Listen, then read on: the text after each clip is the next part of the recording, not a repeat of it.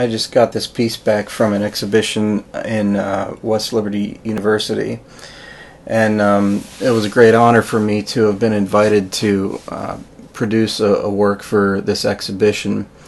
The show had to do with overall with the theme of the ecosystem and the environment and the human impact on the environment. So I made this piece called Codorus Creek Detritus.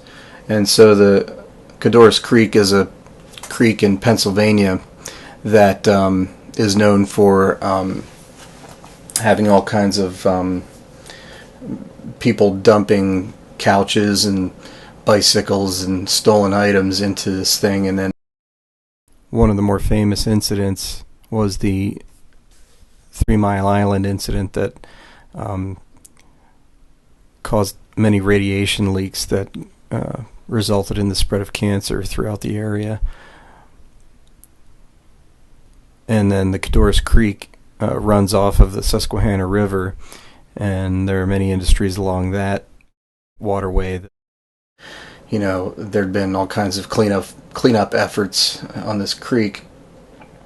So this piece is intended to kind of get you to think about the environmental impact of human beings on places where crayfish live.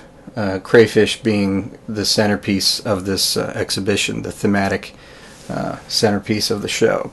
My intent is that I'm interested in getting people to interact physically with these works, with artworks. This static sculpture, and then upon interaction you have performance. So what you have is an immediate experience of the outcomes of your own actions. There is a dialogue and a transformation between the psyche and the ideas that take shape within the context of the work as the two become linked through interaction. So the performative act of a sculpture of this type leads, hopefully, the viewer down the path of what am I doing, and then what actions are taking place within the work, and how am I affecting the actions taking place in the work. And then psychically there's a connection between all these actions taking place. 2 small kids kept going back to this piece and playing with it all night, whereas the adults on the other hand kept asking me questions about it.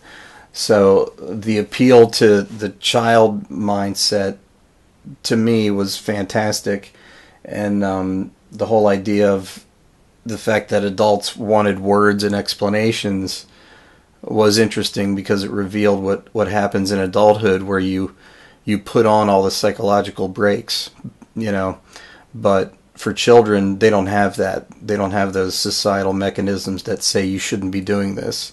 And so what I am interested in provoking in a gallery or museum setting is this idea that you go here and you see something like this and you start to play with it. You often have this tire becomes a little bit shaky. You have the idea that it might wobble off of its supports. When you design something that is to be interacted with, you try to reveal enough about this object such that it will compel a user to begin to interact with it. So the easiest thing that you can relate this to would be like a handle on a coffee mug. You know, it's easy to tell that, you know, the intuitive reaction is to pick it up like this or something like that. You know, this is a very common concept. A lot of designers design with this idea in mind without even knowing what it is, and that's a very common thing for designers to do. So by the very nature of the placement of this handle and the idea that it's attached to something that's round and turning, the negative space that happens down here, you know, people become aware that, oh, well, this is something that I grab, and then if I grab it I can turn it. And that's the concept of affordance. So what you have is a whole bunch of things that are set up to engage the viewer in some kind of physical interaction, and then what then ensues after this interaction is a kind of performance that takes place.